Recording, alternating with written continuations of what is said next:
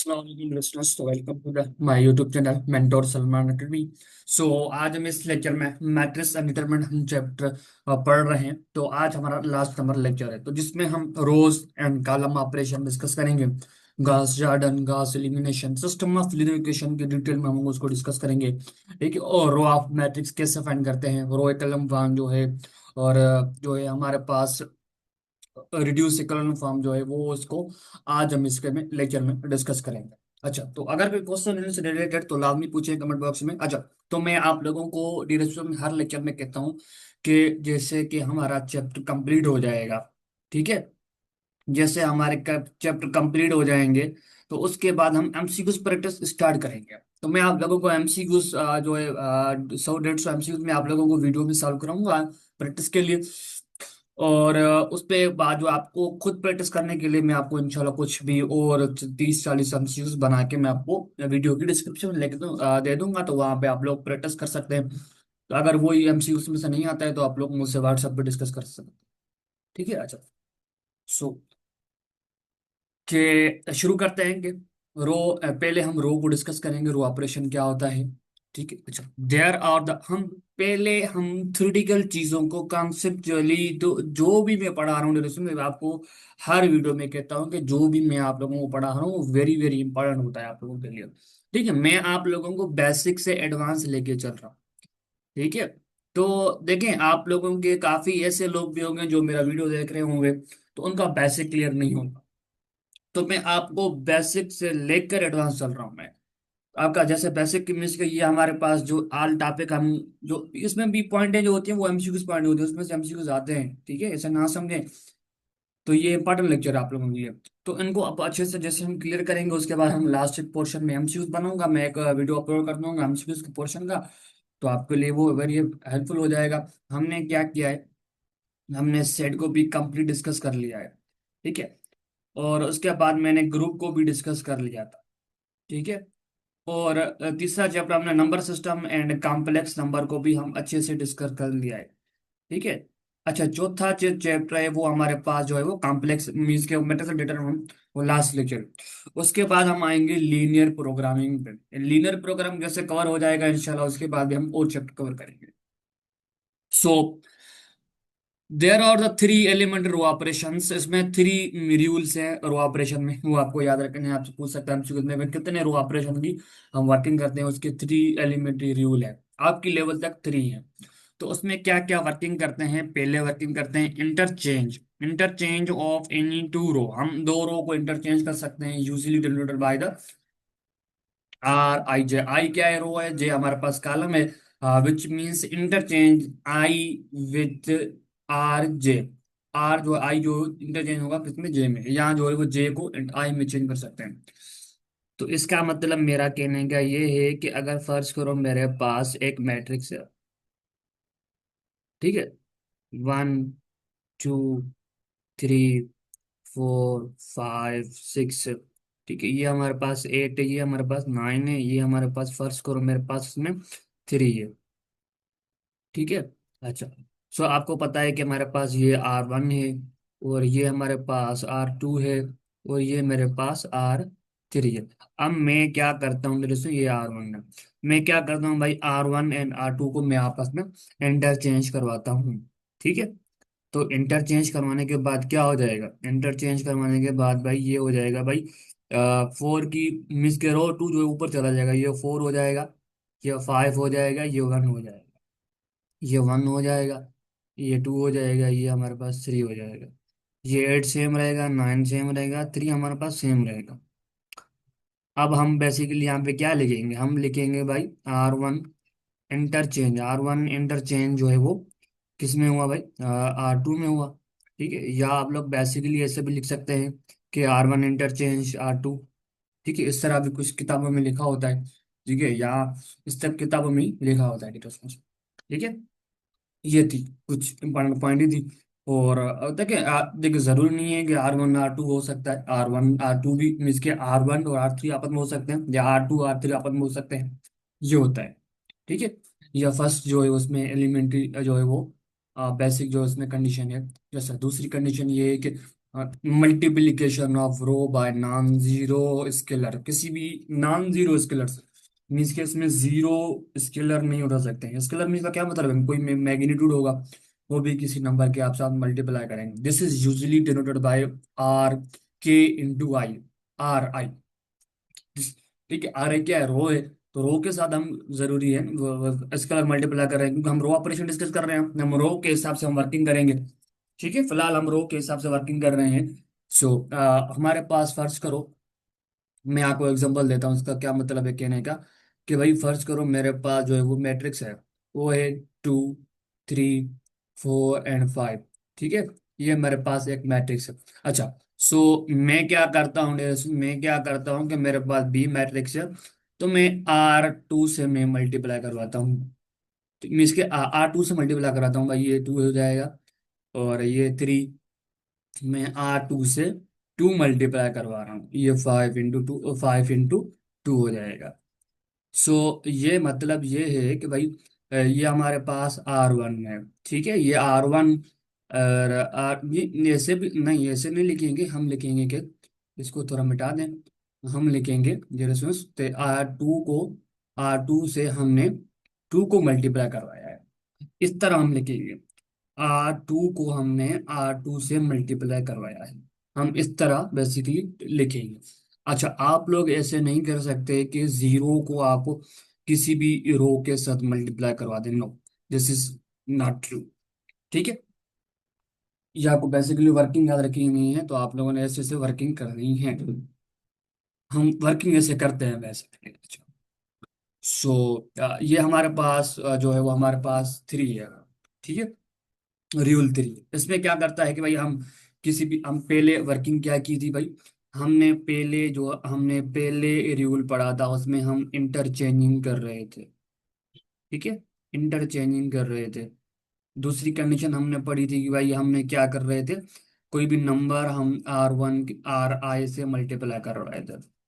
तो तीसरी कंडीशन में क्या है कि भाई हम क्या करते हैं बेसिकली, किसी भी रो 1 एंड R2 को, जो हम रो 1 और R2 को हम आपस में मल्टीप्लाई करवाते हैं। ठीक है, या जो रो 1 रो 2 को, या जो रो 2 रो 3 को आपस में मल्टीप्लाई करवा दें, मीन्स के वो ऐड करवाएंगे। हम एडिशन की बात कर रहे हैं, या मल्टीप्लाई करवा सकते हैं, कोई बात नहीं। ठीक है, बट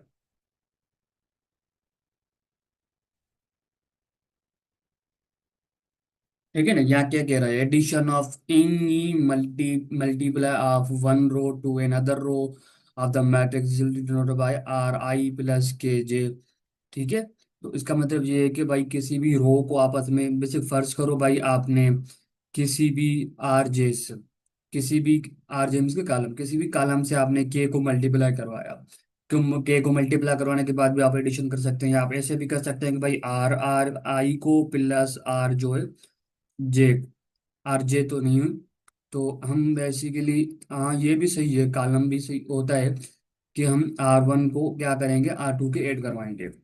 ठीक है, तो फर्ज करो मेरे पास एक सी मैट्रिक्स है।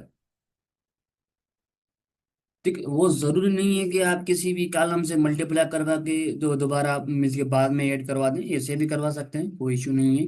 ठीक है, कि भाई फर्ज करो मेरे पास ये है 2 है, ये 3 है, ये 4 है, ये 5 है, और ये मेरे पास 1 है, और ये मेरे पास 0 है, ये मेरे पास जो है ये 6 है। ठीक है, ये मेरे पास 1 है।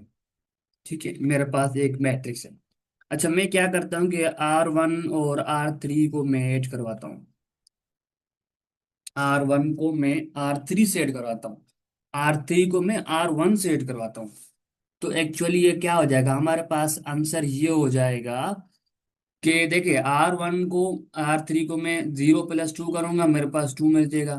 ठीक है, और ये क्या करूंगा भाई, ये 2 + 6 क्या हो जाएगा, 2 + 6 क्या हो जाएगा, 8 हो जाएगा। 3 + 1 क्या हो जाएगा, हमारे पास 4 हो जाएगा। ये 4 सेम रहेगा, ये भी सेम रहेगा, ये भी सेम रहेगा, ये सेम रहेगा, क्योंकि हम R3 को ऐड करवा रहे हैं R1 में, तो R1 में चेंजिंग होगी, R3 में चेंजिंग नहीं होगी, वो हमारे पास सेम रहेगा। ठीक है, ये कुछ 3 जो है वो बेसिक रूल थे रो ऑपरेशन के। तो आपसे भाई एमसीक्यू में पूछ सकता है कि भाई रो ऑपरेशन के कितनी एलिमेंट्री रूल हैं, आपकी लेवल तक जो है वो बेसिकली 3 रूल्स हैं। ठीक है। अच्छा, आपको ये दे सकता है एमसीक्यू में, आपसे भाई पूछ ले कि भाई आपके पास कोई एक मैट्रिक्स दे ले। ठीक है, आपको कोई एक मैट्रिक्स देगा, तो आपसे पूछेगा भाई इसको आपस में R1 एंड R2 को इंटरचेंज करवाओ। ठीक है, अगर आपको इंटरचेंज करना आता होगा, मुझसे पढ़ा होगा, तो आप इजीली कर सकते हैं। ठीक है, आपसे ये पूछ सकता है कि भाई एक मैट्रिक्स देगा। ठीक है, आपको एक मैट्रिक्स देगा भाई, आपको बोलेगा कि भाई R3 को किसी भी नंबर के साथ मल्टीप्लाई करवा दें, सिंपल बेसिकली। ठीक है। अच्छा, सो हम आगे मूव करते हैं भाई, हमारे पास जो रिड्यूस इकोनॉमी फॉर्म होता है। देखिए, हम कॉलम में वर्किंग भी ऐसे ही करते हैं। ठीक है, हमने ये वर्किंग की रो के हिसाब से। अच्छा, मैं आपको बताता हूँ। ठीक है, हम कॉलम में वर्किंग कैसे करते हैं। ठीक है, हम कॉलम में पहले क्या किया था, हमने एडिशन, रो को एडिशन करवाया था। ठीक है, तो मैं आपको ये तरी बता देता हूँ कि हमारे पास का रो कॉलम ऑपरेशन में कैसे वर्किंग करते हैं। ठीक है, सो मेरे पास ये फर्ज करो,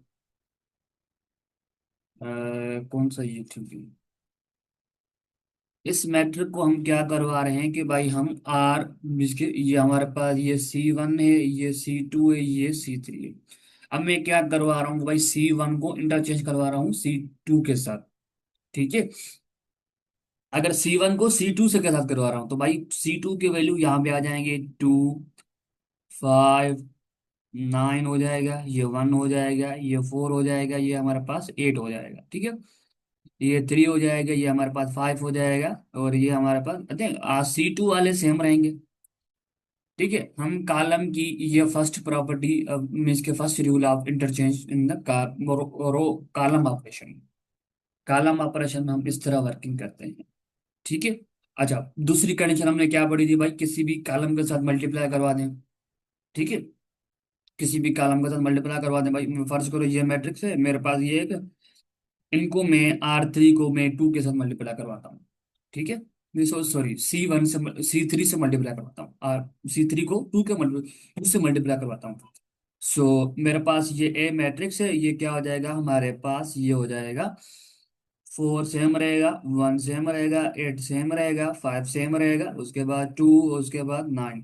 अब मैं C3 से मल्टीप्लाई करवा रहा हूँ। ठीक है, तो भाई क्या हो जाएगा, मैं 1 को मल्टीप्लाई करूंगा 2 के साथ तो 2 हो जाएगा।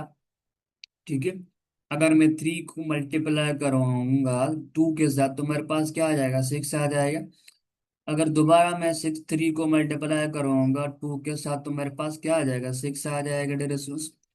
तो एक्चुअली हम यहाँ पे क्या लिखेंगे, इसके बराबर मैं लिखेंगे भाई 2 multiply C3।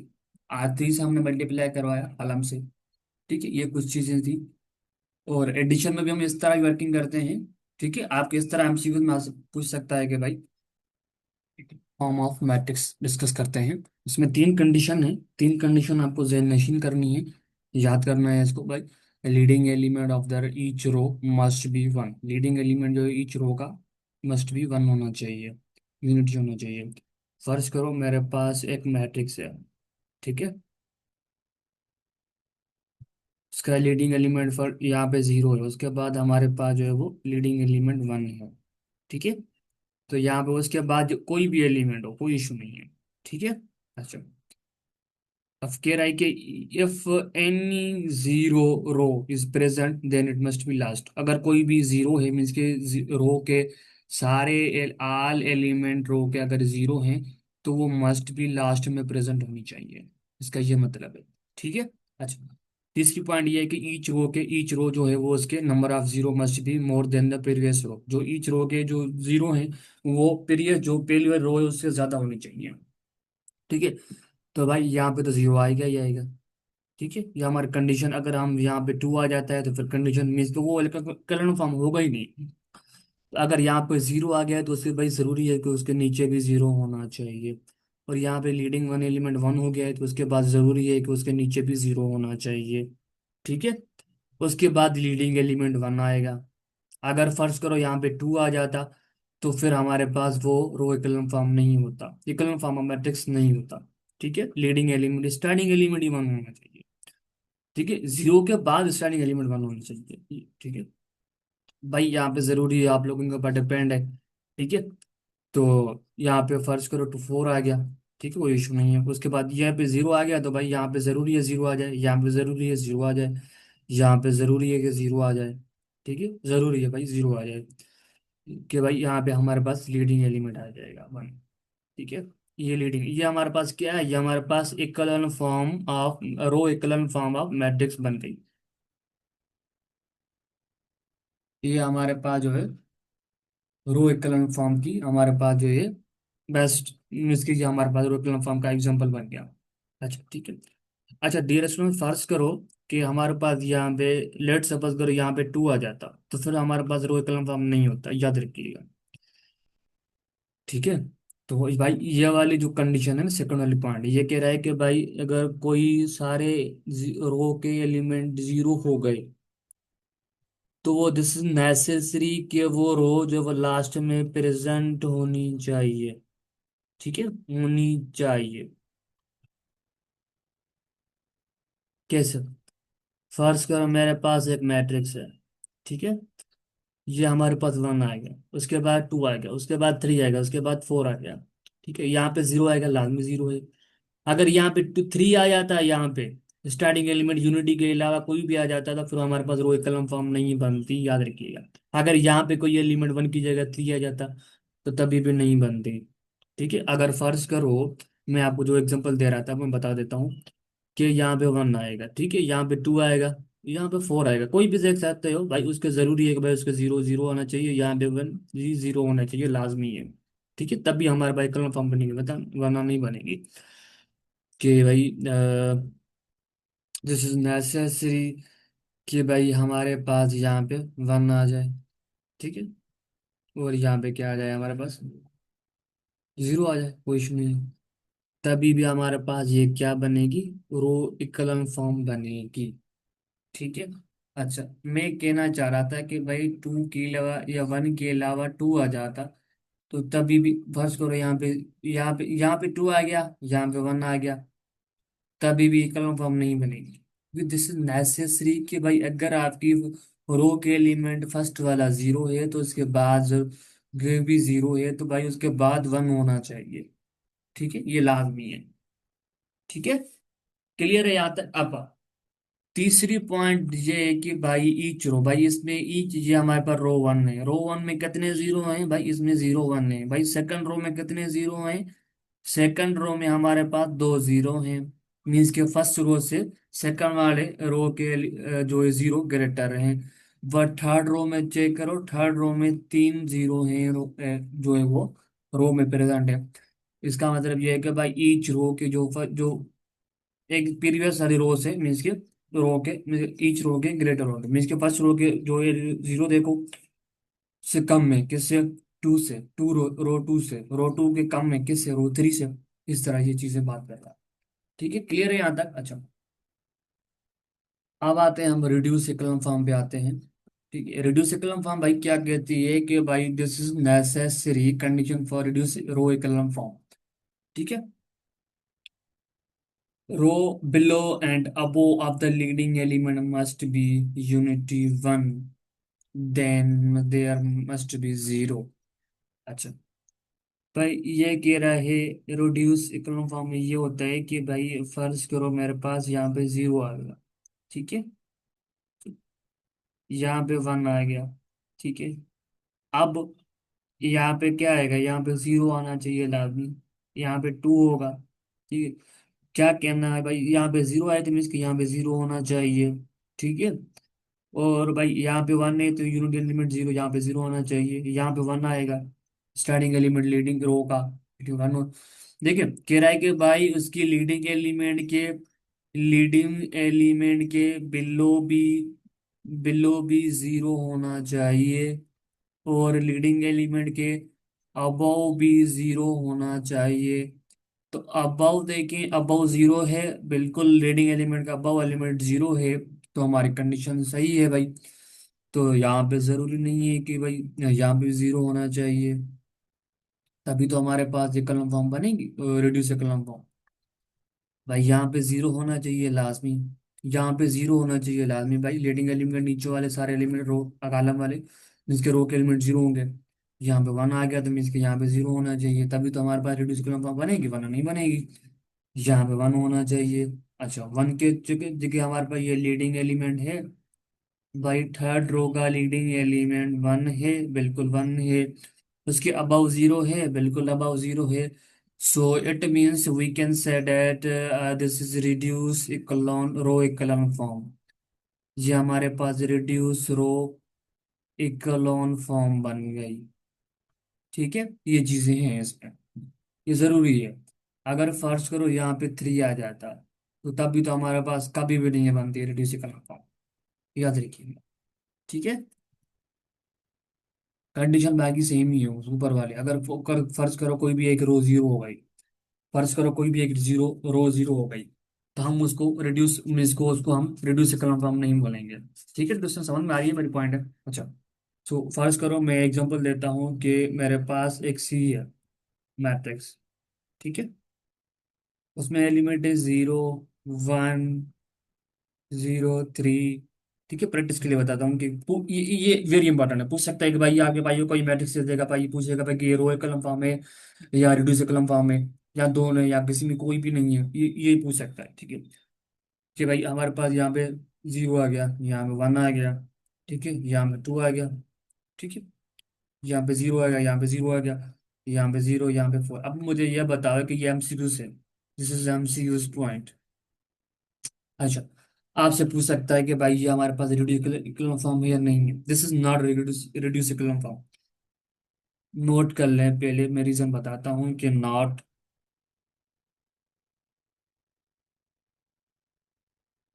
Reduce equal form. ठीक है, क्यों? ठीक है भाई, यहाँ हमारे पास लीडिंग एलिमेंट वन है, बिल्कुल यहाँ पे लीडिंग एलिमेंट वन है, ठीक है, फर्स्ट रो में। अच्छा, उसके बाद लीडिंग एलिमेंट वन है, ठीक है। थर्ड रो को जो चेक करोगे भाई, थर्ड रो के लीडिंग एलिमेंट क्या है, यहाँ पे लीडिंग एलिमेंट फोर है। तो भाई ये हमारे पास जरूरी है रिड्यूस इकोलॉन फॉर्म में कि हमारे पास वन होना चाहिए, तो यहाँ पे फोर है तो टीम इसका हमारे पास रिड्यूस इकोलॉन फॉर्म ये नहीं बनेगा। ठीक है, इसके अलावा और एग्जांपल दे दूं मैं, कि भाई फर्ज करो मेरे पास कोई एक एक मैट्रिक्स है ए। ठीक है, अच्छा इसको थोड़ा बड़ा कर लेते हैं।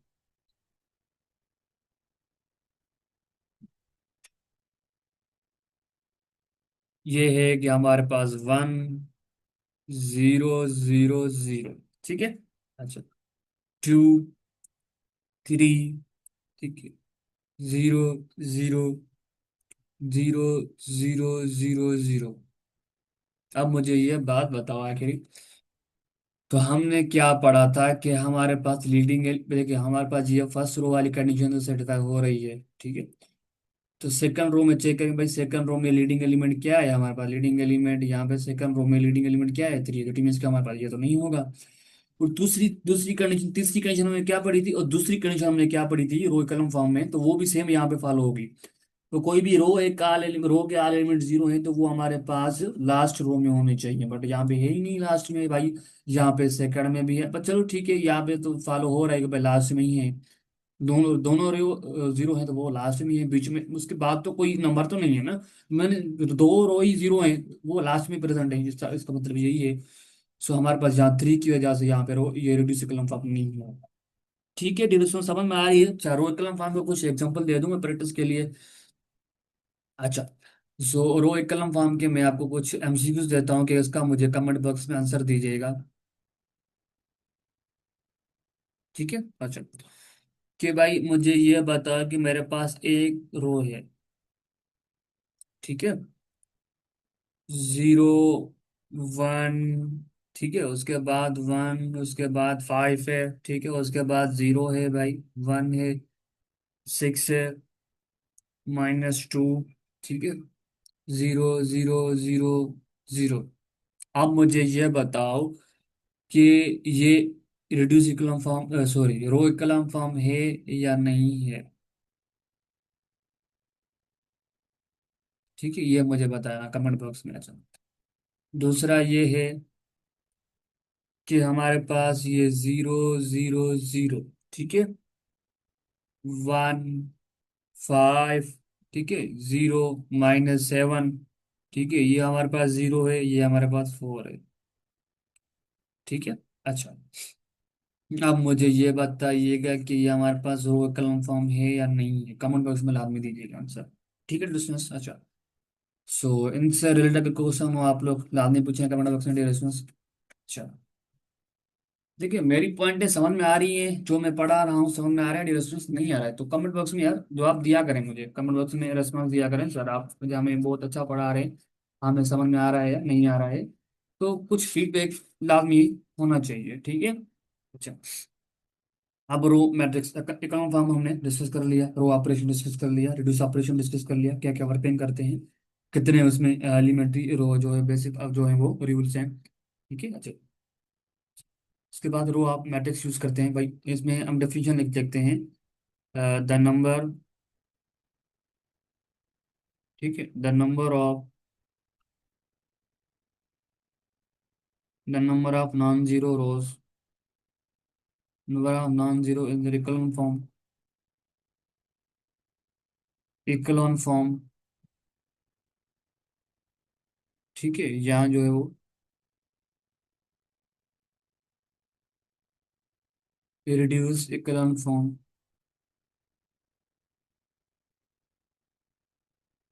Echelon form of matrix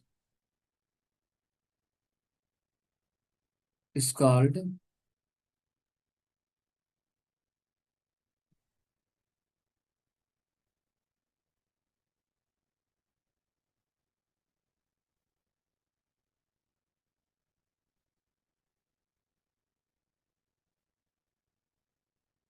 is called rank of that,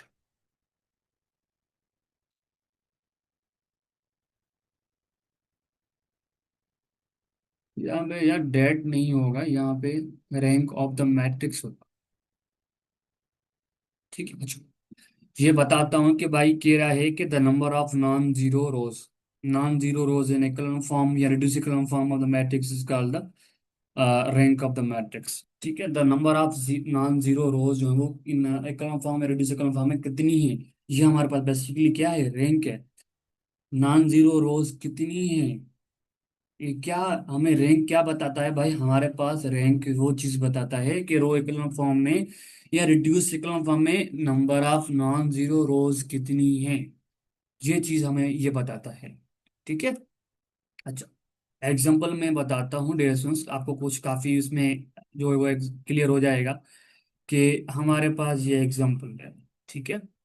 सो फर्ज करो मेरे पास एक मैट्रिक्स है ये वाली, ठीक है, 1 2, ठीक है, -2, ये आयोटा है, ठीक है। दिस इज नॉट नेसेसरी कि रियल नंबर ही होने चाहिए, कोई भी हो सकता है, कॉम्प्लेक्स नंबर हो सकते हैं, ठीक है।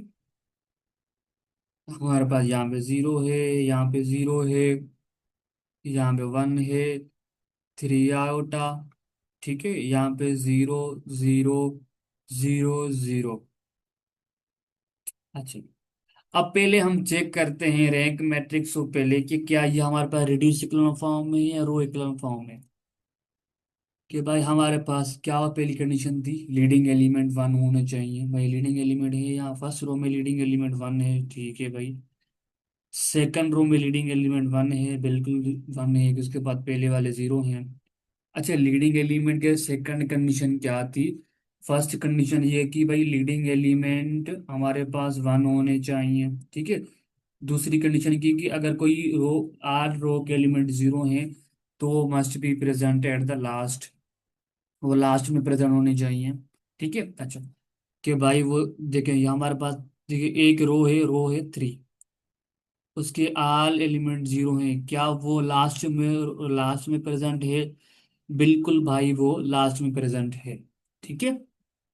कि भाई उसके लीडिंग एलिमेंट नीचे वाले एलिमेंट 0 हैं, बिल्कुल 0 हैं, ठीक है। सो इट मीन्स कि हमारे पास ये भाई इक्लोन फॉर्म है, पहले तो ये हमारे पास ये इक्लोन फॉर्म तो बन गई, अब हमें रैंक बतानी है, कि भाई फर्स्ट रो में कितने एलिमेंट नॉन जीरो हैं, सारे एलिमेंट ही नॉन जीरो हैं। ठीक है, उसके बाद भाई देखिए कुछ एलिमेंट जीरो तो हैं बट नॉन जीरो भी तो मौजूद हैं, तो वो भी हमारे रैंक में काउंट होंगे। तो हमारे पास इसकी रैंक क्या होगी भाई, इसकी रैंक 2 होगी। इस मैट्रिक्स की रैंक 2 होगी। ठीक है, पहले तो भाई इक्लोन फॉर्म या रिड्यूस इक्लोन फॉर्म होनी चाहिए। उसके बाद हमें चेक करना है कि भाई कितने हमारे पास रो जीरो हैं या नॉन, कितने हमारे पास रो नॉन जीरो हैं। वो हमारे पास बेसिकली रैंक में काउंट होगी। ठीक है। अच्छा, दूसरा एग्जांपल ये है कि डिरेशनस, कि हमारे पास ये 1 4 0 0। ठीक है, 0 0 1 3 आयोटा। ठीक है, 0 0 0, हमारे पास ये हो गया 1।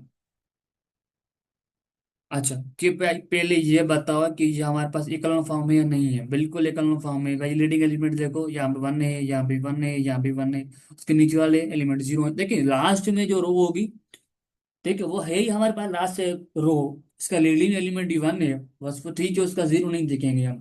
ठीक है, याद रखिएगा पॉइंट। तो इसमें नॉन जीरो कितने हैं रो, भाई इसमें नॉन जीरो रो 1, ये 2, ये मीन्स के भाई ये भी रो भाई, ये भी हमारे पास रो मीन्स के टोटल इसकी रैंक क्या होगी, इसकी रैंक भाई रैंक इज इक्वल टू 3। इसकी रैंक 3 होगी क्योंकि इसमें नॉन 3 रोज है, नॉन जीरो 3 रो। ठीक है, तो इसमें समझ में आ रही है मेरी पॉइंट है। अच्छा, उसके बाद हम आगे मूव करते हैं। अच्छा, note, very very important point है, इसको नोट कर लें डिस्टेंस। नोट ये है,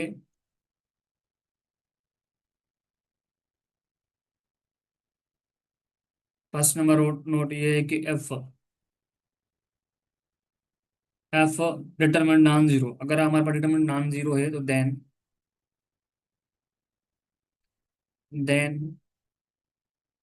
ये रैंक है। ठीक है, rank of A is equal to order of the matrix ए।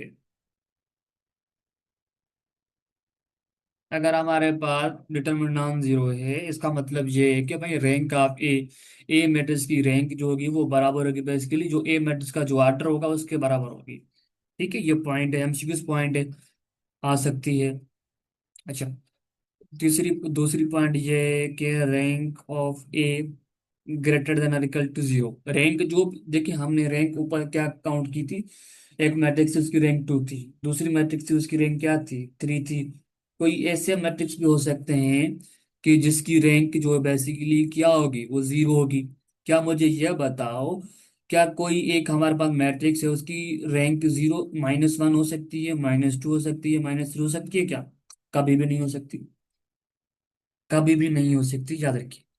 ठीक है, रैंक ऑफ मैट्रिक्स जो होगी हमारे पास या 0 के बराबर होगी, या 0 या 1 होगी, या 2 होगी, या 3 होगी, इनफाइनाइट भी हो सकती है। ठीक है, ये पॉइंट थी। तीसरी ये पॉइंट एडिशंस याद रखिएगा कि rank rank of non zero rows, non zero row या कॉलम मैट्रिक्स इज 1। अगर हमारे पास कोई एक मैट्रिक्स है, ठीक है, उसकी जितने भी रो हैं, हर एक रो की या ईच कॉलम की, याद रखिएगा, रैंक उसकी 1 ही होगी। कोई एक रो की 2 रैंक नहीं हो सकती है। ठीक है, क्योंकि रैंक का मतलब क्या है, none of number of non zero rose, number of non zero रोज। ठीक है, मीन्स के रो में कितने नॉन जीरो रोज हैं।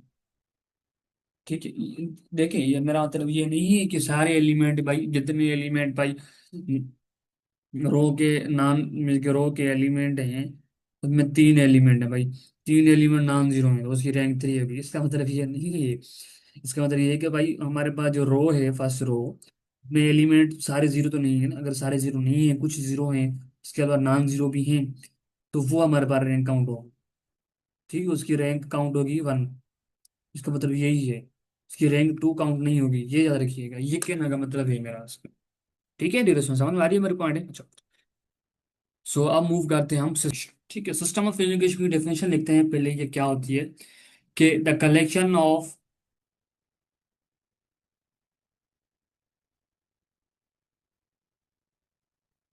द कलेक्शन ऑफ टू और टू और more linear equation,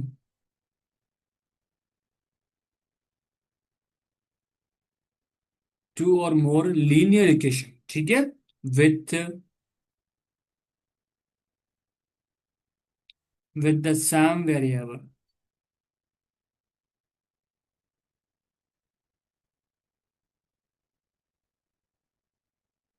with the sum variables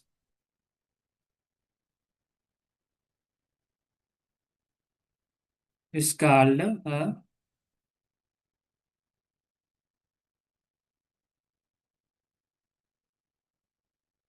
system of linear equation।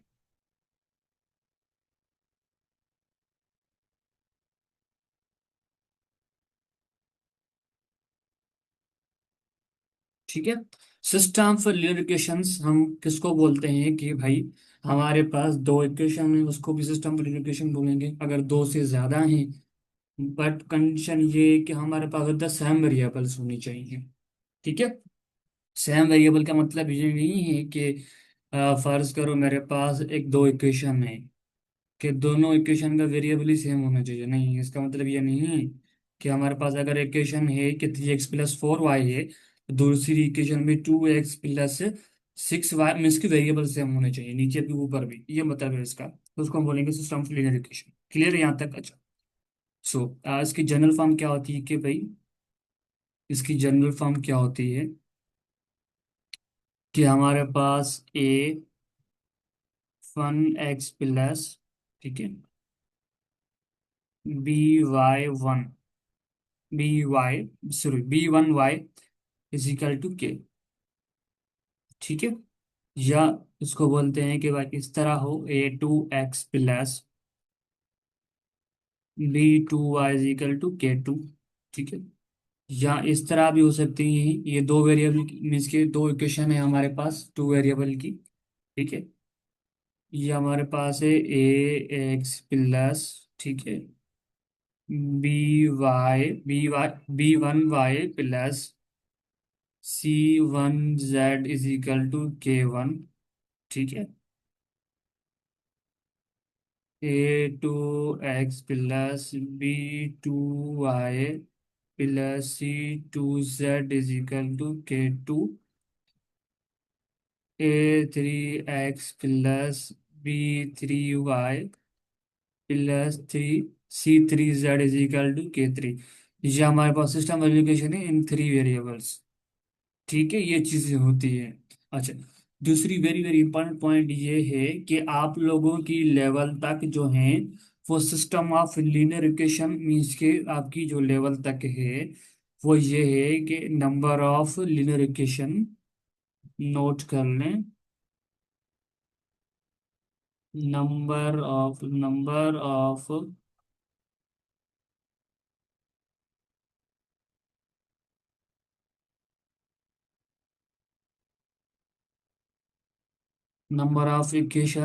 Linear equation = number of variables,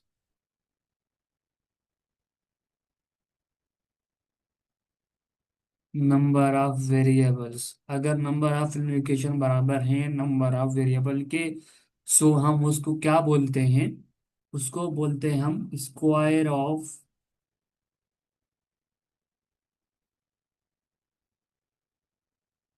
ठीक है, स्क्वायर ऑफ, उसको बोलते हैं, सॉरी, उसको बोलते हैं square, square system of linear equation. आपसे अगर एमसीक्यू में पूछ ले कि हम अगर हमारे पास जो है नंबर ऑफ वेरिएबल्स बराबर हैं number of number of linear equation के, अगर हम नंबर ऑफ लीनियर इक्वेशन बराबर है नंबर ऑफ वेरिएबल्स के, तो हम उसको क्या बोलते हैं, square system of linear equation बोलते हैं। आपकी लेवल तक जो है वो स्क्वायर सिस्टम की बात होती है। घास जड़ें वगैरह स्क्वायर सिस्टम में आप यूज करते हैं। ठीक है, आपकी लेवल अपर लेवल भी है, अपर लेवल तक आपकी मीन्स कि वो उनको छोड़ लें, बस आपकी लेवल तक जो है वो नंबर ऑफ वेरिएशन बराबर होनी चाहिए नंबर ऑफ वेरिएबल के। उसको बोलते हैं हम square square system of variation बोलते हैं। ये आपको क्लियर होनी चाहिए ये पॉइंट।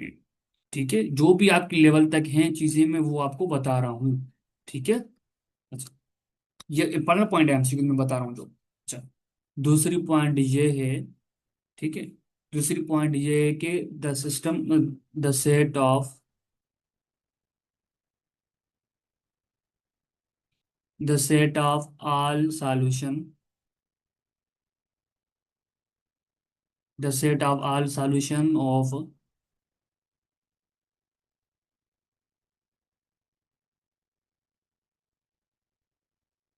सॉल्यूशन,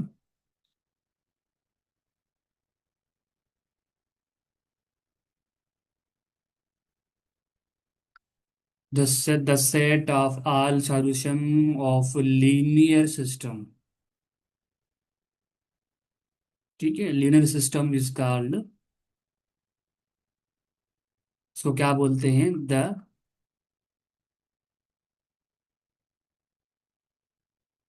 सॉल्यूशन सेट बोलते हैं। ठीक है, the solution, the set of all solution of linear equation, जितने भी लीनियर इक्वेशन के जो सॉल्यूशन होते हैं उसको हम कंबाइन करके साथ लिखते हैं, उसको बोलते हैं सॉल्यूशन सेट। सॉल्यूशन सेट जो है हम इस तरह लिखते हैं। भाई फर्ज करो कोई एक इक्वेशन थी, उसका सॉल्यूशन था 1 + स्क्वायर रूट 2 डिवाइड बाय 3। ठीक है, या किसी और सेम इक्वेशन के कोई और भी वेरिएबल था, वाई वेरिएबल था, ये एक्स वेरिएबल की सॉल्यूशन आया, ये वाई वेरिएबल का आया, ये हमारे पास 4 जो है वो किसका आया, वो जेड वेरिएबल का आया। भाई हमारे पास ये क्या है, ये हमारे पास सॉल्यूशन सेट है। ठीक है। अच्छा, कि आपके पास ये एमसीक्यूज जो है वो भी जो है काफी पूछते हैं पॉइंट पॉइंट कि भाई ये हमारे पास क्या है, हम उसको बोलते हैं आर्डर ट्रिपल बोलते हैं, आर्डर ट्रिपल। ये चीजें आपको मैं वेक्टर में पढ़ाऊंगा। ठीक है। अच्छा, अगर हमारे पास दो आ गए तो हम उसको बोलते हैं T1, T1 T2 आ जाए तो वो हम जो है वो आर्डर टू बोलते हैं। ठीक है, ये चीजें थी इसमें। अच्छा, कि आप लोगों की ये चीजें थी, आपने हमने क्या पढ़ा, सिस्टम एलिमिनेशन क्या होता है, ठीक है, और सॉल्यूशन सेट क्या होता है, और उसके अलावा जो चीजें हैं उसको जनरल फॉर्म कैसे लिखते हैं हम सॉल्यूशन सेट को। ठीक है, ये चीजें थी। अच्छा, सो आप लोगों की, आपने अब फर्स्ट ईयर में हैं आप लोग। ठीक है, कि हाउ मेनी जो है उस सिस्टम ऑफ लिनियरेशन को सॉल्व करने के लिए कितने मेथड हैं टोटल। कि भाई पहले आप लोगों ने सब्स्टिट्यूशन मेथड पढ़ा था। ठीक है, सब्स्टिट्यूशन मेथड पढ़ा था आप लोगों ने।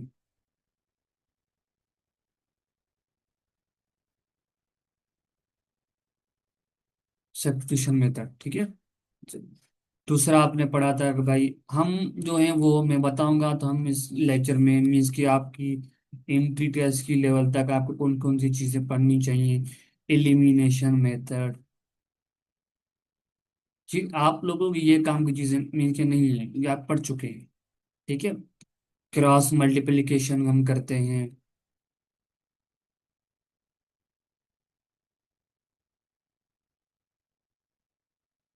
क्रॉस मल्टीप्लिकेशन मेथड हम यूज करते हैं सिस्टम ऑफ एलिमिनेशन को सॉल्व करने के लिए। ठीक है। अच्छा, मेथड नंबर हम यूज करते हैं मैट्रिक्स इन्वर्जन मेथड। ये हम इस लेक्चर में ये डिस्कस करेंगे, ये हमारे आपकी कोर्स में है। मैट्रिक्स इस इन्वर्जन, इन्वर्स भी बोलते हैं कुछ लोग।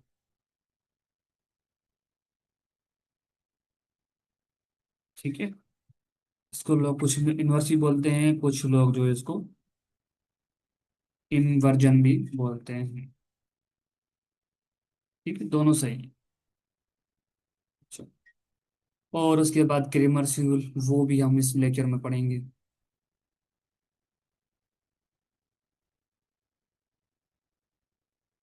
ठीक है। अच्छा, दूसरा है कि गॉस एलिमिनेशन, वो भी आज हम इस लेक्चर में डिस्कस करेंगे, गॉस एलिमिनेशन।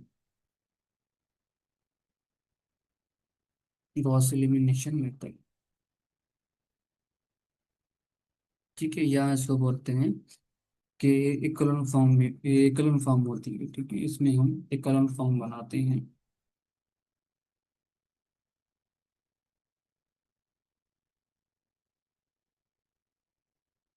ठीक है। अच्छा, 7 नंबर होता है कि गॉस,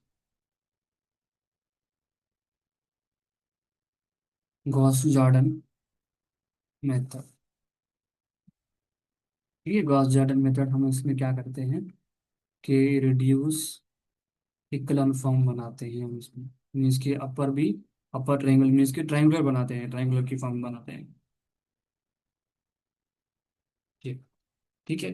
तो हम इस लेक्चर में मैट्रिक्स इन्वर्जन को डिस्कस करेंगे, और क्रेमर्स को डिस्कस करेंगे, ठीक है, गास एलिमिनेशन को डिस्कस करेंगे, और गास जॉर्डन मेथड को यूज करेंगे। टोटल 7 मेथड है इसको, सिस्टम ऑफ लिनियर इक्वेशन को सॉल्व करने के लिए। ठीक है। अच्छा, सो उसके बाद हम चीज़ें मैट्रिक्स इन्वर्जन आगे पढ़ते हैं, डिस्कस करते हैं। अच्छा, इसको छोड़ दें आप, हम इसको नेक्स्ट लेक्चर में पढ़ेंगे, क्लीनर प्रोग्रामिंग को। ठीक है। अच्छा, सो हमारे पास ये है कि हमने जनरल फॉर्म लिखी थी, कि हमारे पास ये जनरल फॉर्म है, A1x B1y plus C1z is equal to D1। ठीक है।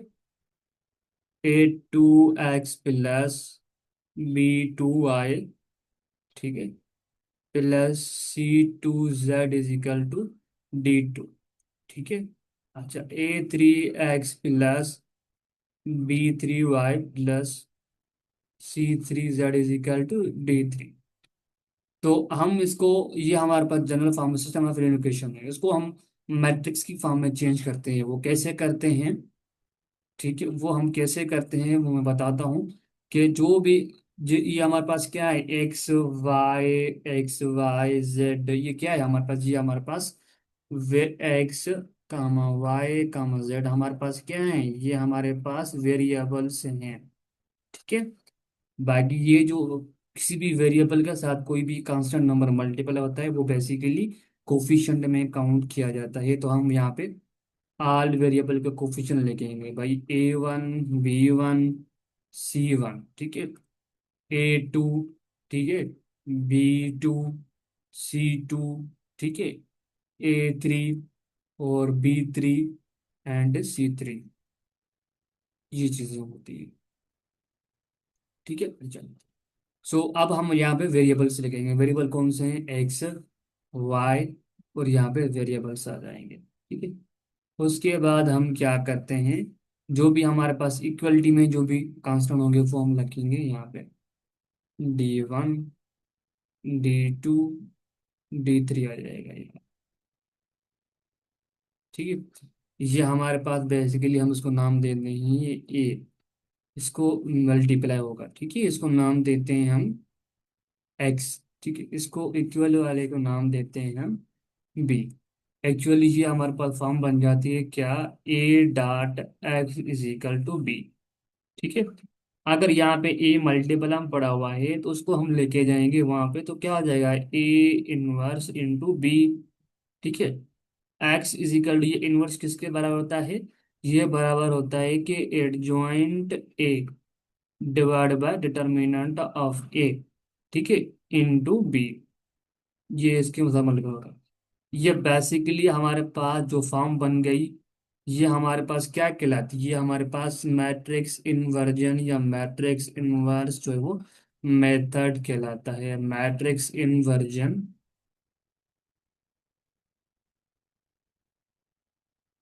मेथड कहलाता है। ठीक है।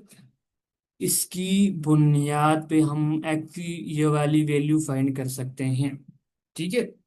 अच्छा, मेरा मतलब बताने का ये था कि भाई इसमें चीजें, ये हमारे पास जो वो कैसे मैट्रिक्स में कन्वर्ट करते हैं, और ये जो है हम मैट्रिक्स इन्वर्जन मेथड यूज करते हैं। आपसे पूछ सकता है कि भाई मैट्रिक्स इन्वर्जन कौन सा मेथड जो है वो कौन सा है उसका फार्मूला क्या है भाई, वो ये है capital X equal to adjoint of A into adjoint B, sorry ये बी इलेक्ट्रॉन है, ये बी इलेक्ट्रॉन है, ठीक है, ये वाले बी हैं, ये वाले।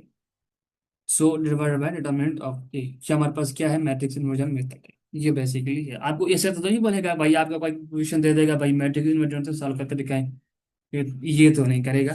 ठीक है, इतना टाइम ही नहीं होता है आपको सॉल्व करने का। ठीक है, ये चीजें थी कुछ। सो कुछ मैं आपको इम्पोर्टेंट नोट लिखवा देता हूँ कि इसके एमसीक्यू प्रैक्टिस क्वेश्चन जो है ना वो हम नेक्स्ट लेक्चर में करेंगे। ठीक है, बाकी जो मैं आप लोगों को थ्योरेटिकल कॉन्सेप्ट जो है हर चीज मैं आपको करवा रहा हूँ। ठीक है, अगर हमारे पास के non non homogeneous non homogeneous system जो है वो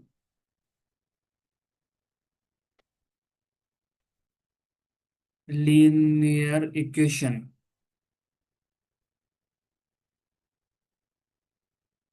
अगर हमारे पास बी की वैल्यू जीरो के बराबर नहीं होती, हम उसको बोलते हैं, उस सिस्टम को बोलते हैं नॉन होमोजेनस सिस्टम। बी क्या है, बी मैं बताता हूँ आपको, ये एक्चुअली बी है। अगर हमारे पास यहाँ पे सारी वैल्यू जीरो हो जाती हैं, इट मीन्स बी बराबर जीरो हो जाता है, तो उसको बोलते हैं homogeneous system of linear equation. अगर ये जीरो के बराबर नहीं होता उसको बोलते हैं हम क्या, non homogeneous system of linear equation. ठीक है, तो वैल्यू जीरो होगी तो हम उसको बोलेंगे होमोजेनस सिस्टम ऑफ लिनियर, अगर नॉन जीरो जीरो के बराबर नहीं होगा उसको non homogeneous system of linear. ये हम पॉइंट है। ठीक है, अच्छा, दूसरा नोट ये है कि भाई जो मैट्रिक्स इन्वर्जन मेथड है ना, वो basically the matrix inversion,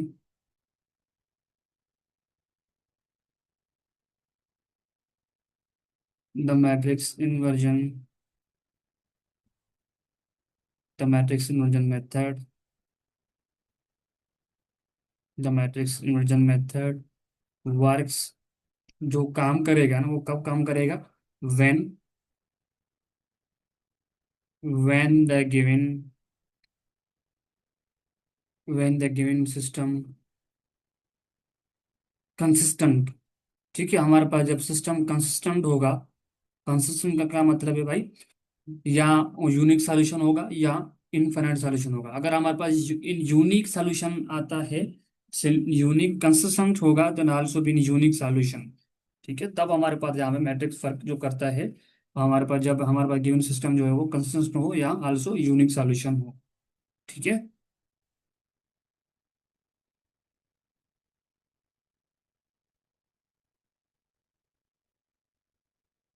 consist unique solution हमें कब मिलेगा, यूनिक सॉल्यूशन हमें तब मिलेगा जब हमारे पास जो डिटरमिनेंट की वैल्यू है वो नॉन जीरो होनी चाहिए, तब हमारे पास ये जो है मैट्रिक्स इन्वर्जन मेथड काम करेगा। क्योंकि अगर हमारे पास डिटरमिनेंट की वैल्यू जीरो आ जाती है, देखिए ना हमारे पास मैट्रिक्स इन्वर्जन मेथड क्या था, मैट्रिक्स इन्वर्जन मेथड ये था, अगर हमारे पास डिटरमिनेंट की वैल्यू अगर हमारे पास जीरो के ओवर नहीं आती है, तो उसका मतलब ये कि हमारे पास सॉल्यूशन यूनिक मिले। ठीक है, अगर यहाँ पे जीरो आ जाती है तो फिर हमारे पास मैट्रिक्स इन्वर्जन काम करेगी नहीं, हमारे पास जो वैल्यू होंगी वो इनफाइनाइट हो जाएंगी। ये मतलब है कि भाई हमारे पास जो सिस्टम है वो कंसिस्टेंट का होने चाहिए, एंड आल्सो जो है वो एंड आल्सो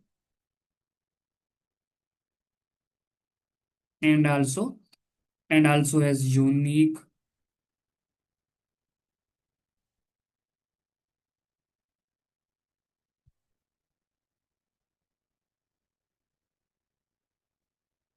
होना चाहिए, यूनिक सॉल्यूशन होनी चाहिए। ठीक है दोस्तों, ये वेरी वेरी इंपॉर्टेंट पॉइंट थी। सो उसके बाद हम कुछ भी और भी हैं पॉइंट है वो भी डिस्कस करते हैं। ठीक है, बस अब थोड़ी कुछ जो है वो कॉन्सेप्ट रहते हैं बेसिक बेसिक, वो हम कवर करते हैं। अच्छा, system of linear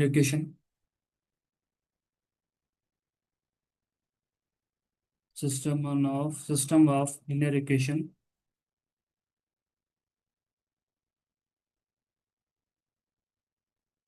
system of linear कुछ कैटेगरी में डिवाइड होता है।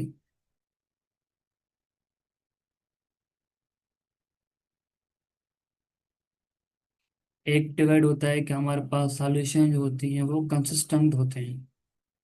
ठीक है, अच्छा, दूसरी कैटेगरी के जो सॉल्यूशन होते हैं वो हमारे पास इनकंसिस्टेंट होते हैं। ठीक है, इनकंसिस्टेंट होते हैं।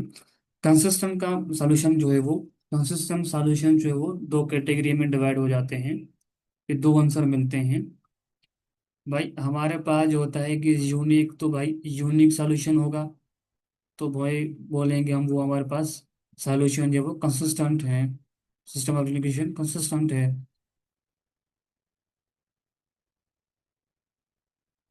और इनफाइनाइट सॉल्यूशन। ठीक है।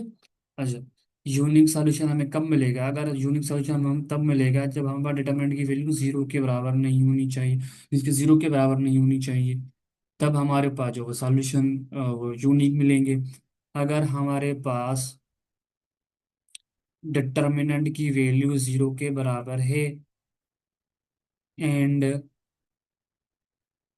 Adjoint A into adjoint B zero के बराबर है, डिटरमिनेंट की वैल्यू भी जीरो के बराबर है, अगर वो भी जीरो के बराबर है, तो इट मीन्स का हमारे पास इनफाइनाइट सॉल्यूशन होंगे, बट वो हमारे पास वो इस पे कैटेगरी में काउंट होंगे, वो कंसिस्टेंट में काउंट होंगे। ठीक है। इनकंसिस्टेंट का मतलब क्या है कि नो सॉल्यूशन। ठीक है। इनकंसिस्टेंट का मतलब है कि नो सॉल्यूशन। ठीक है। इनफाइनाइट सॉल्यूशन का मतलब, इनकंसिस्टेंट का मतलब क्या है कि भाई या यूनिक सॉल्यूशन मिलेगा या इनफाइनाइट सॉल्यूशन मिलेगा। इनफाइनाइट सॉल्यूशन कब मिलेगा? डिटरमिनेंट की वैल्यू जीरो के बराबर होनी चाहिए, adjoint of A into dot B B और जीरो का होना चाहिए, और जो है डिटरमिनेंट नॉन जीरो के होगा तो उसको हम वहां पे हमें नॉन मीन्स के यूनिक सॉल्यूशन मिलेंगे। ठीक है। इनकंसिस्टेंट का मतलब है कि नो सॉल्यूशन। ठीक है।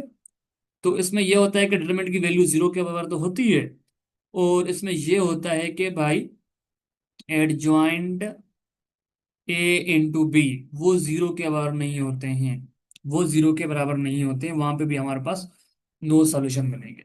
ठीक है डिस्कशन समझ में आ रही है? मेरी पॉइंट है, कंफर्म है, समझ में आ रही है? अच्छा। सो उसके बाद कुछ ये एक पॉइंट है कि उसके बाद हम जो है ऑगमेंटेड मैट्रिक्स डिस्कस करते हैं, कि इसमें ये होता है कि यूनिक सॉल्यूशन में दो कैटेगरी में डिवाइड हो जाता है।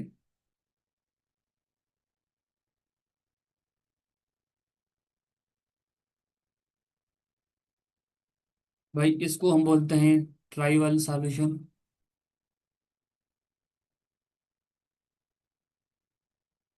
ठीक है। एक बोलते हैं नॉन ट्राइवल सॉल्यूशन।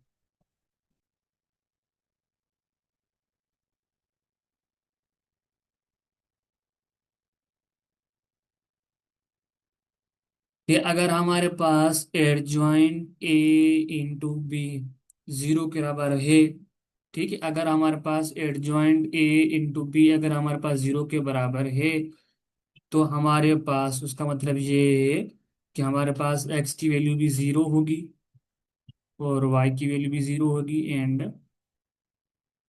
जेड की वैल्यू भी जीरो होगी। ट्राइवल सॉल्यूशन के मीन्स के तीनों वेरिएबल के अगर सॉल्यूशन जीरो हैं, तो उसका मतलब ये है कि हमारे पास ट्राइवल सॉल्यूशन होगा। ठीक है। अगर हमारे पास एडजॉइंट की वैल्यू नॉन जीरो है, तो इसका मतलब ये है कि हमारे पास वो नॉन ट्राइवल सॉल्यूशन है। हमारे पास एडजॉइंट नॉन जीरो के बराबर है, इसका मतलब वो हमारे पास नॉन ट्राइवल सॉल्यूशन है। ठीक है। तो हमने क्या पढ़ा? Consistent solution system of application की दो सॉल्यूशन होती है, एक कंसिस्टेंट सॉल्यूशन होती है, एक इनकंसिस्टेंट होती है। इनकंसिस्टेंट का मतलब है कि नो सॉल्यूशन, एंड कंसिस्टेंट का मतलब क्या होता है कि भाई यूनिक सॉल्यूशन या इनफाइनाइट मेनी सॉल्यूशन, ये चीजें होती हैं।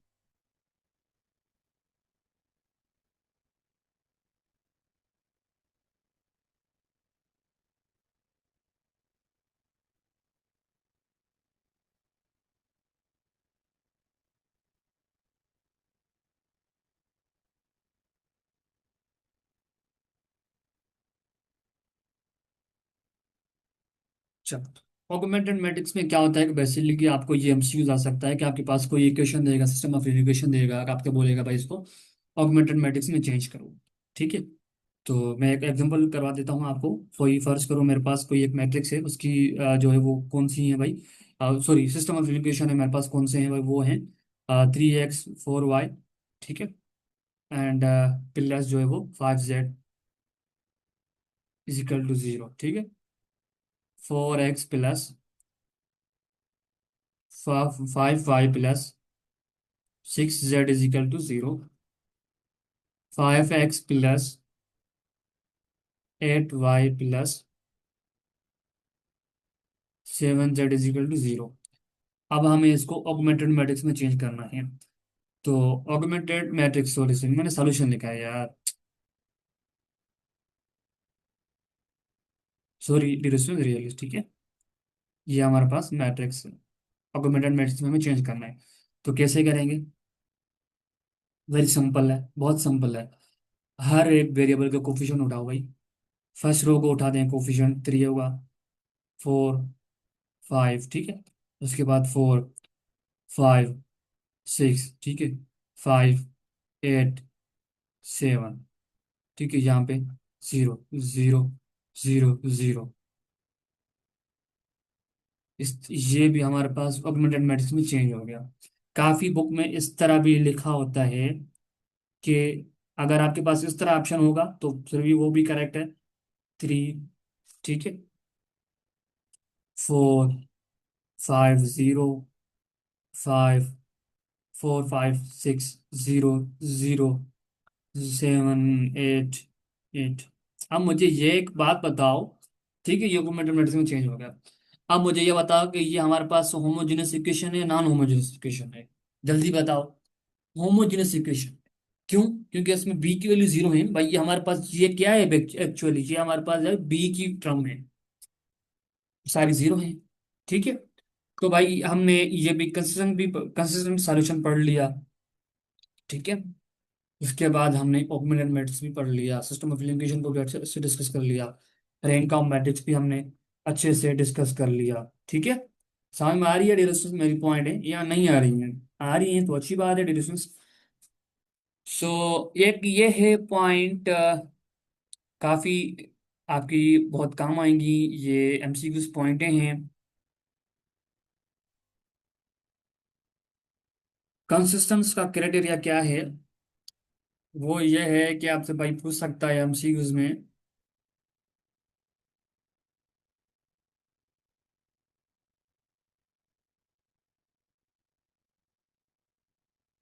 Consistency criteria.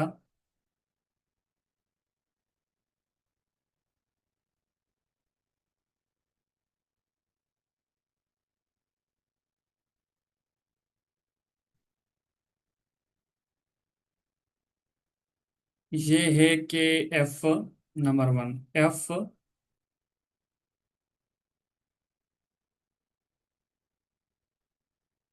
F rank of A, rank of A is equal to rank of A B is equal to N, ठीक है। देन, ठीक है, एन जो है हमारे पास नंबर ऑफ ऑर्डर जो है, ठीक है। अगर हमारे पास रैंक ऑफ ए जो है बराबर है नंबर ऑफ बी के, तो इट का मतलब क्या है इसका? देन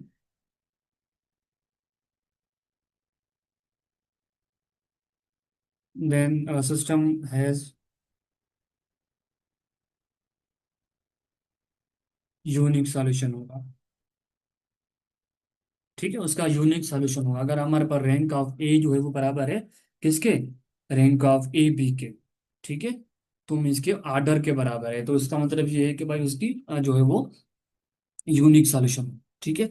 दूसरी पॉइंट ये है कि F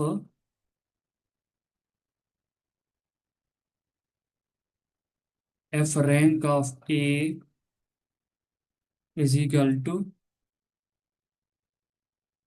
rank of A B less than N, ठीक है। देन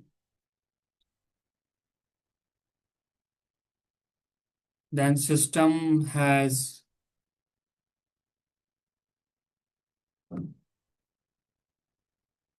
इनफाइनाइट सॉल्यूशन,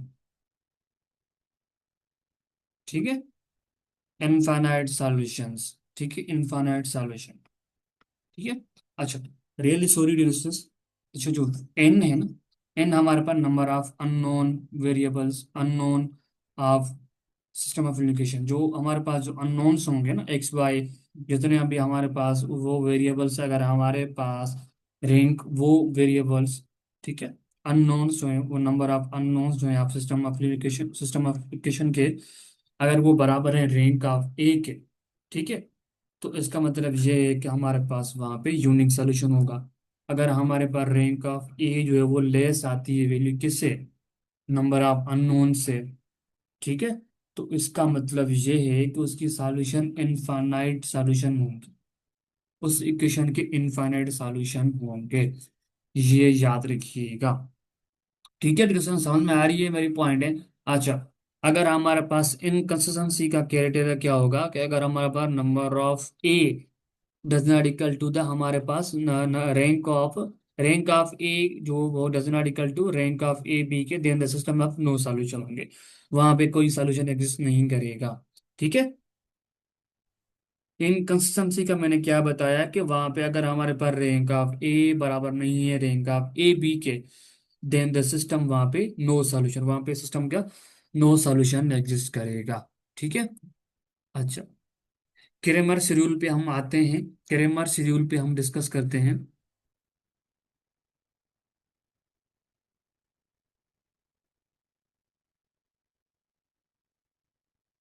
हम डिस्कस करते हैं भाई क्रेमर शेड्यूल हमें एक्चुअली क्या कहता है। क्रेमर शेड्यूल भाई कहता है this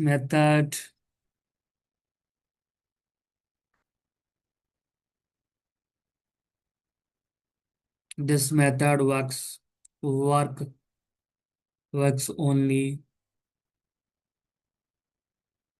only when the only when the given system giving system has non-zero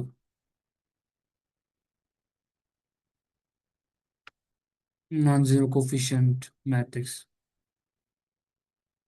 हमारे पास अगर नॉन जीरो कोफिशिएंट मैट्रिक्स होंगे, ठीक, नॉन जीरो अगर कोफिशिएंट ऑफ मैट्रिक्स होंगे, तो हमारे पास वहां पे ये मैट्रिक्स जो मेथड काम इसके काम करेगा, दिस मेथड वर्क्स ओनली, ये हमारा मैट्रिक्स मैट्रिक्स जो मेथड है वो हमारा कब काम करेगा, when the given system has no singular coefficient matrix, अगर हमारे पास नो सिंगुलर कोफिशिएंट मैट्रिक्स है, तब हमारे पास ये सॉल्यूशन काम करे। ठीक है, आपको ये तो नहीं बोलेगा भाई कैरेमर रूल यूज करके आप ये हमें सोल्यूशन बता दें, वैसे के लिए आपको कैरेमर रूल को नहीं पूछेगा, कैरेमर रूल ये पूछ सकता है कैरेमर रूल वर्क कब करता है, नॉन सिंगुलर कोफिशिएंट मैट्रिक्स हो तब वहां पे वर्क करता है। उसका फार्मूला होता है कि भाई A1 divide by determinant of A, ठीक है, ये एक्स का फाइंड करने का, वाई का फाइंड करने का भाई determinant of A2 divide by determinant A, ठीक है, और जेड को फाइंड करने का क्या जो है वो मेथड है कि A3 divide by A, determinant of A. ये चीजें क्रमर स्विमिंग होती है, क्रमर स्विमिंग में आपको ये याद करना है कि भाई नॉन सिंगुलर कोएफिशिएंट मैट्रिक्स होनी चाहिए, तब वहां पे हमारे पास क्रमर रूल मेथड काम करेगा। ठीक है, काम समझ में आ रही है मेरी पॉइंट है। उसके बाद हम गॉस जॉर्डन और गॉस एलिमिनेशन मेथड हम डिस्कस करते हैं।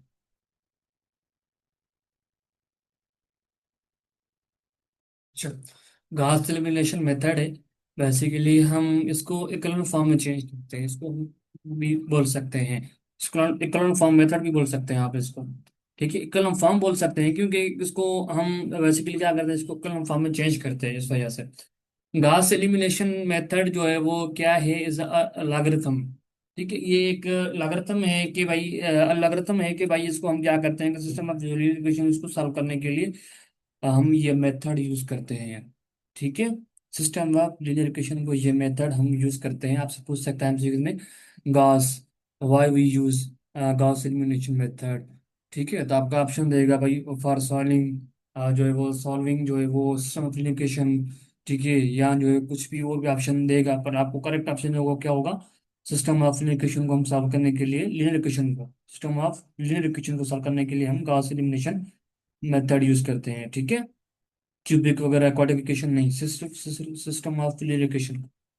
उसके बाद आता है गॉस जॉर्डन, इसमें हम क्या करते हैं, इसको रिड्यूसिबल फॉर्म में हम चेंज करते हैं बेसिकली। ठीक है। ये क्या है, इसका इज द मोडिफाइड फॉर्म, ठीक है। गॉस एलिमिनेशन का थोड़ा एक्सटेंड फॉर्म है, मोडिफाइड फॉर्म है of the Gauss elimination method, is in which the augmented matrix is converted into the reduced echelon form। ठीक है। इसमें हम बेसिकली क्या करते हैं कि हम ऑटोमेटेड, देखो इसको सॉल्व करते हैं। ठीक है। क्या करते हैं, in which the automated matrix हमने बताया था, converted in the reduce echelon form. ठीक है, मैंने आपको बताया कि हम रिड्यूस इकोलॉन फॉर्म जो क्या करते हैं, हम सिस्टम एलिमिनेशन होती है उसको हम क्या करते हैं, ऑटोमेटेड मैट्रिक्स में चेंज करते हैं, उसको हम सॉल्व करते हैं। इस तरह भी इसमें यही चीजें पिन करते हैं। ठीक है, चेंज करके ऑगमेंटेड मैट्रिक्स में चेंज करके हम उसके बाद रैंकिंग करते हैं। सो हम यहाँ पे वीडियो को एंड अप करते हैं दोस्तों। तो हमारे ये कुछ इंपॉर्टेंट टॉपिक थी, तो वो आज हम इस लेक्चर में डिस्कस कर लिया। ठीक है। अच्छा, उसके बाद मैं इंशाल्लाह जल्दी वीडियो अपलोड कर दूंगा। किस पे? एमसीक्यूज के ऊपर। तो हमारे पास ये चीजें यहाँ पे एंड अप होती हैं। एमसीक्यूज के ऊपर मैं लेक्चर अपलोड करूंगा इंशाल्लाह, आप लोगों के लिए जल्दी काफी हेल्प मिल जाएगी उसमें। किस तरह एमसीक्यूज आते हैं, कैसे सॉल्व करें,